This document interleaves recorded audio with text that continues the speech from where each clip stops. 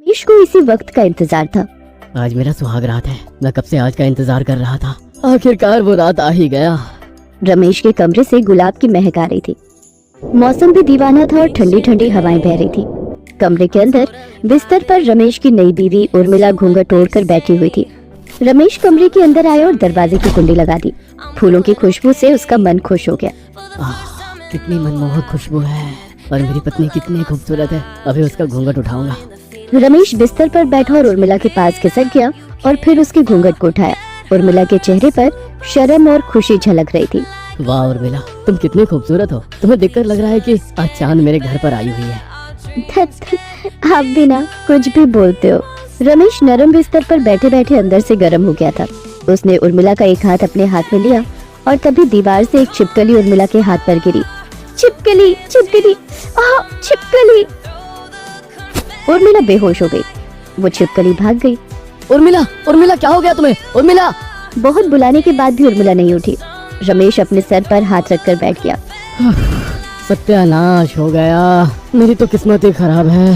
सुहाग रात में बीवी बेहोश हो गई, वो भी एक छिपकली की वजह से। हे भगवान, क्या मैं कुंवारा ही मर जाऊंगा? रमेश रोने लगा। उर्मिला को सुबह होश आया। तब तक रमेश ऑफिस जाने के लिए तैयार हो गया था। होश आ गया तुमको? हाँ जी, वो छिपकली आसपास तो नहीं है ना? अरे नहीं, वो तो कल ही भाग गई थी, लेकिन उसकी वजह से हमारा सुहाग रात खराब हो गया। आपका आज ऑफिस जाना जरूरी है क्या? हाँ, ऑफिस में इम्पोर्टेंट मीटिंग है। शाम को लौटूंगा, उसके बाद हम फिर से सुहाग रात मनाएंगे। रमेश ऑफिस चला गया। ऑफिस के दोस्त रमेश को छेड़ने लगे। अरे रमेश भाई, सुहाग रात कैसा था? देख के ही लग रहा है मस्त था, है ना? नहीं भाई, एक छिपकली ने सब कुछ बर्बाद कर दिया। रमेश ने सब कुछ बताया। ये सुनकर वो लोग हंस पड़े। आपके और भाभी के बीच में एक छिपकली आ गई, ये तो बड़ी शर्म की बात है। रमेश ऑफिस से घर लौटा तब तक उर्मिला अपनी सास शकुंतला के साथ खाना बना रही थी। आ गया बेटा, मुँह हाथ धो ले। बहू, खाना लगा दो। हाँ माँ जी, अभी देती हूँ। ये क्या बहू, तुम्हारा गला खाली क्यों है? वो हार कहाँ है जो तुम्हारे पिताजी ने तुम्हें शादी में दिया था? अलमारी में है माँ जी। इतना महंगा हार हर वक्त पहनना ठीक नहीं है, इसीलिए रख दिया। क्या ठीक है और क्या नहीं वो मैं तय करूंगी। जाओ हार पहन लो, 4 लोग भी देखें कि हमारी बहू मायके से कितना कुछ लाई है। उर्मिला ने वो हार पहन लिया, लेकिन शकुंतला की ये बात उसे अच्छी नहीं लगी। माँ जी हमेशा पैसा और सोने के पीछे क्यों पड़ी रहती है? छोड़ो ना उर्मिला, आज रात के बारे में सोचो ना, हम कितने मजे करेंगे। खाना खाने के बाद शकुंतला अपने कमरे में सो गई।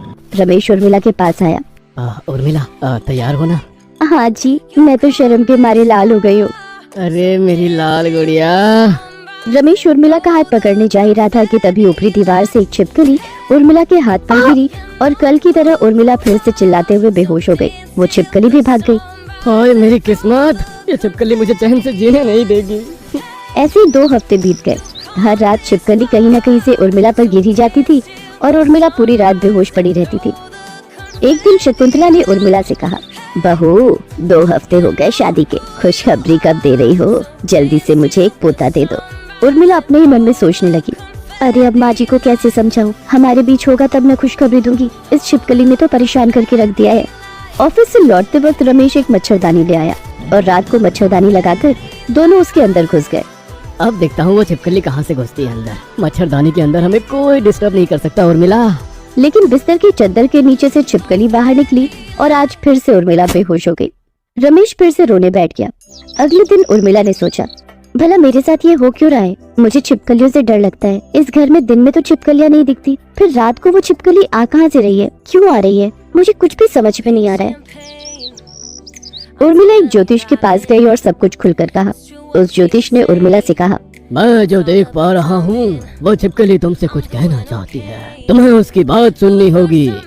लेकिन मैं तो इंसान हूँ, मुझे छिपकली की बात कैसे समझ में आएगी? इसका उत्तर भी है मेरे पास। ये लो, ये धागा अपने हाथ पर बांध लो। इससे तुम खुद जब चाहे छिपकली बन सकोगी और एक छिपकली दूसरी छिपकली की बातें समझ तो पाएगी ही। ज्योतिष ने उर्मिला के हाथ पर धागा बांध दिया। उर्मिला घर लौट गई। दोपहर का वक्त था और शकुंतला सो रही थी। रमेश ऑफिस में था। उर्मिला ने अपने आप से कहा, मुझे छिपकली बनना है, मुझे छिपकली बनना है। उर्मिला छिपकली में बदल गई और फिर वो चिल्लाने लगी, छिपकली कहाँ हो तुम? मेरे सामने आओ। तभी वो छिपकली बिस्तर के नीचे से उर्मिला के सामने आई। तो तुम मेरी बात सुनने आ ही गई। हाँ मुझे आना ही था, लेकिन तुम मेरे साथ ऐसा क्यों कर रही हो? क्योंकि मैं रमेश की पहली पत्नी हूँ। पहली पत्नी? लेकिन उन्होंने तो ऐसा कुछ नहीं कहा था।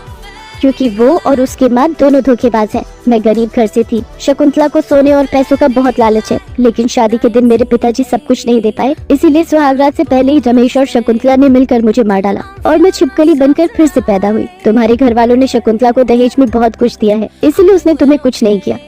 ये तो गलत बात है, तुम्हारे साथ बहुत गलत हुआ। मुझे दोनों पर बहुत गुस्सा आ रहा है। मैं एक खूनी की बीवी या बहू नहीं बन सकती। मुझे दोनों पर घृणा आ रही है।